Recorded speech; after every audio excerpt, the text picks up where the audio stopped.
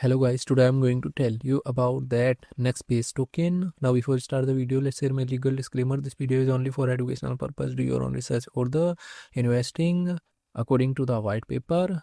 NextPace NXPC is the official blockchain subsidiary of gaming giant Nexon, established to build and expand the Maple Story universe MSU into a sustainable player on Web3 ecosystem.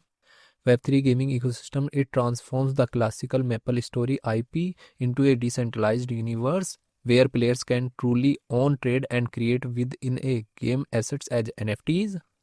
Central Unity Token. The NXPC token powers core ecosystem functions like minting NFTs, paying for transactions, and participating in governance. Open Builder platform. Through its Initiate IP Playground, NextPace provides developers with APIs and tools to build games and applications. NextPace project institution rating is 4.5. NextPace token total supply is 994.55 million and circulating supply is around 263.49 million NXPC token.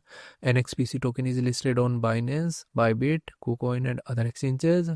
If I share my opinion with you, then this project, up to 85% chances that it is a legit or good project. So guys, don't take my opinion as a financial advice. Do your own research for the investing. Thanks for watching.